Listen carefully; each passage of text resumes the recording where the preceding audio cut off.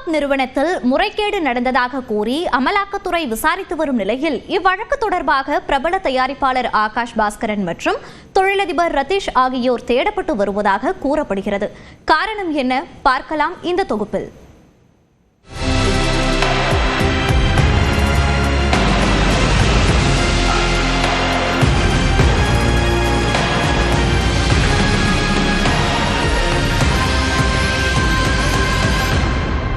சென்னையில் உள்ள டாஸ்மாக் தலைமை அலுவலகம் உள்ளிட்ட பல்வேறு இடங்களில் மார்ச் மாதம் சோதனை நடத்திய அமலாக்கத்துறை மதுபான கொள்முதலில் 1000 கோடி ரூபாய்க்கு முறைகேடு நடைபெற்றதாக தெரிவித்தது.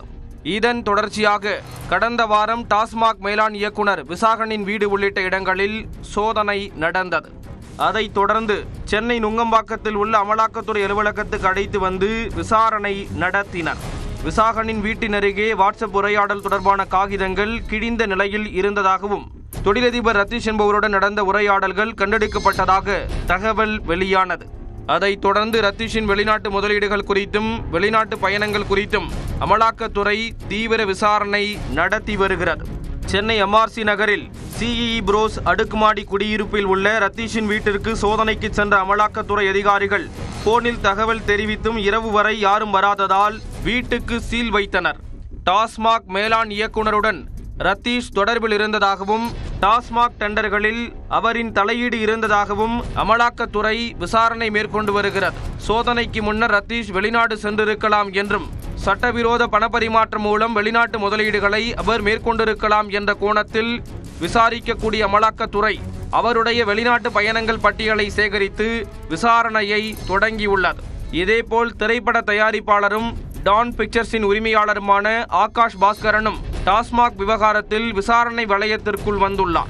தேனாம்பேட்டை கவிஞர் பாரதிதாசன் சாலையில் வசித்து வரும் அவர் தனுஷ் நடிக்கும் இட்லி கடை, சிம்புவின் 49வது படம், சிவகார்த்திகேயன் நடித்துள்ள பராசக்தி உள்ளிட்ட பல்வேறு புதிய திரைப்படங்களை தயாரித்து வருகிறார். உதவி இயக்குநராக அறிமுகமாகி குறுகிய காலத்தில் திரைப்பட தயாரிப்பாளராகியுள்ள ஆகாஷ் பாஸ்கரன் வெளிநாடுகளில் சட்டவிரோத பணப்பரிமாற்றம் மூலம் முதலீடு செய்திருக்கலாம் என்ற அடிப்படையிலும் அமலாக்கத்துறை விசாரணையை தீவிரப்படுத்தியுள்ளது.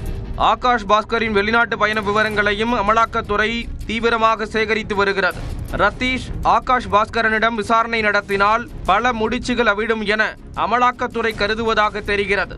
இதனிடையே டாஸ்மாக் துணை மேலாளர் சங்கரிடமும் அமலாக்கத்துறை அதிகாரிகள் விசாரணை நடத்தினர். இதேபோல டாஸ்மாக் முன்னாள் மண்டல மேலாளர் சுமனிடம் விசாரணை நடந்துள்ளது.